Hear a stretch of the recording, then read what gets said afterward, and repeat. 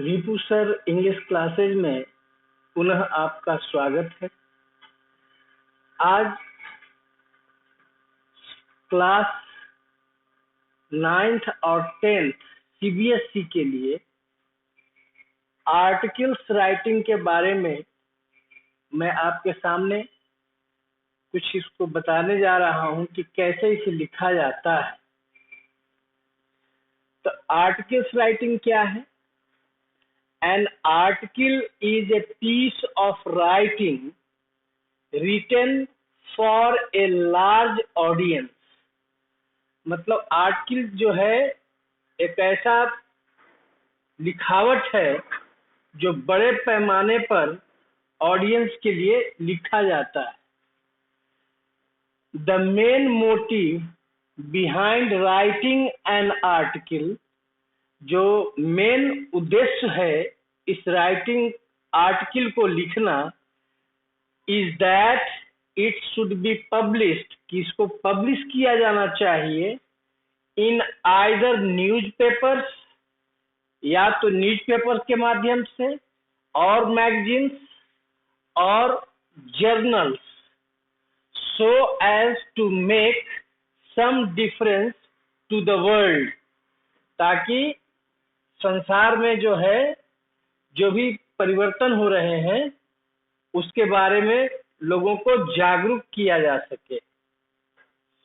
जैसे इसमें क्वेश्चन है, जैसे you feel that the clean India campaign has not been as effective as you thought. कहा कि जो क्लीन इंडिया जो आंदोलन चल रहा है उसके बारे में तुम महसूस करते हो कि इसका जो उद्देश्य होना चाहिए उतना इफेक्टिव नहीं है एज यू थॉट, जितना तुम सोचते हो। It should have been as Ankit, या तुम अंकित हो या अंकिता हो, इस रूप में राइट एन आर्टिकल, तुम एक आर्टिकल लिखो in 100 to 120 words discussing the reason for this, कि जितना प्रभावशाली ढंग से क्लीन इंडिया कैंपेन को चलाया जा सकता था उतना जो है नहीं हुआ, इसके पीछे क्या कारण थे। तो आंसर में पहले आप जो है यहाँ पर लिखेंगे clean India campaign. Clean India campaign जो है एक टाइटल हुआ, फिर आप अपना नाम लिखेंगे।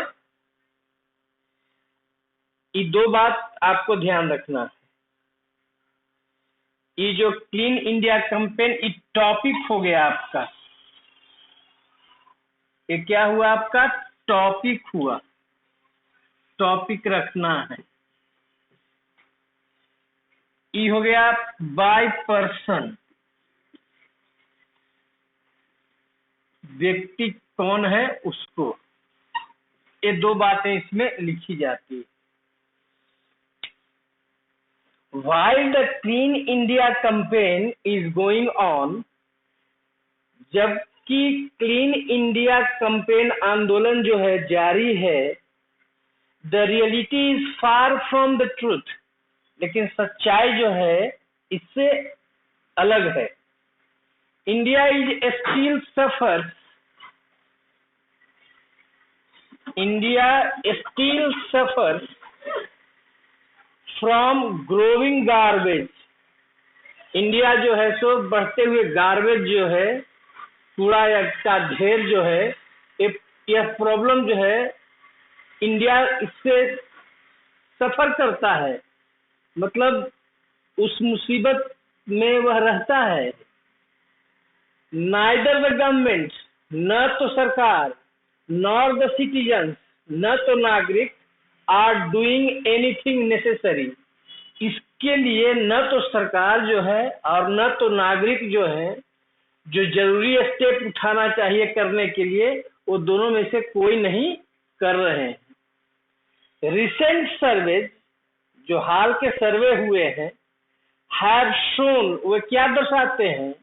The quality of waste management, जो वेस्ट है, जो क्या कहते हैं, वेस्ट मैनेजमेंट जो है, जो कूड़ा करकट कूड़ा कचरा जो है और गार्बेज डिस्पोजल करना, जनरल सैनिटेशन, जो एक आम रूप से जो सैनिटेशन होता है, जो स्वच्छता के लिए किया जाता है, एंड क्लीननेस, और जो क्लीनलीनेस है, रिमेन्स पुअर, वो अभी भी भारत में उसकी स्थिति ठीक नहीं है, ऑल ओवर इंडिया, पूरे भारत में।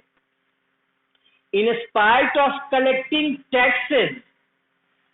टैक्सेज कलेक्ट करने के बावजूद, किससे? फ्रॉम द सिटीजन्स, नागरिकों से।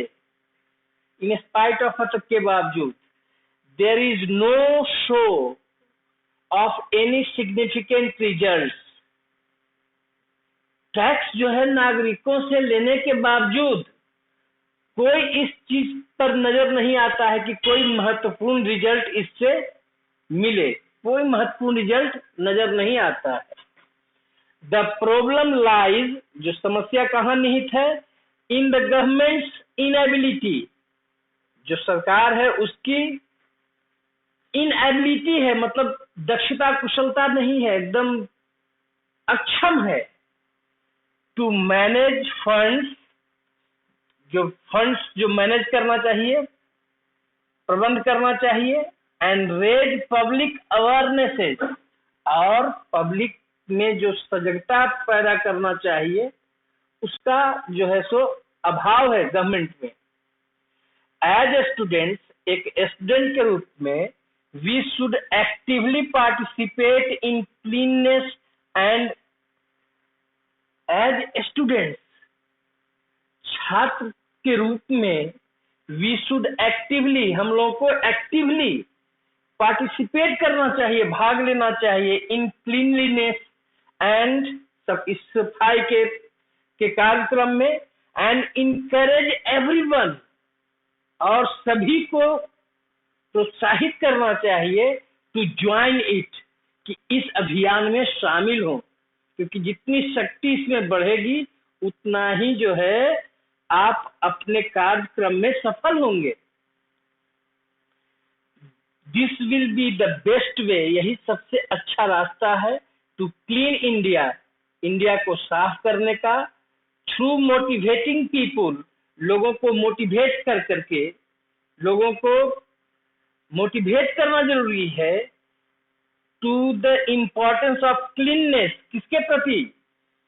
जो क्लीनलीनेस का जो इम्पोर्टेंस है, सफाई का जो महत्व है, उसके लिए उन्हें जागरूक करना बहुत जरूरी है कि यह क्लीननेस जो है भिन्न भिन्न तरह के बीमारियों से बचाता है, और मनुष्य में एक नई सोच आता है, सफाई से मन और तन दोनों अच्छा महसूस करता है। इसके लिए जरूरी है कि हम लोगों को इसके लिए अवेयर करें, जागरूक करें, और उसके इम्पोर्टेंस को हम बतावें। तो इस तरह से जो है आपको आर्टिकल जो है लिखा जाता है। तो आर्टिकल का एक फॉर्मेट हो गया।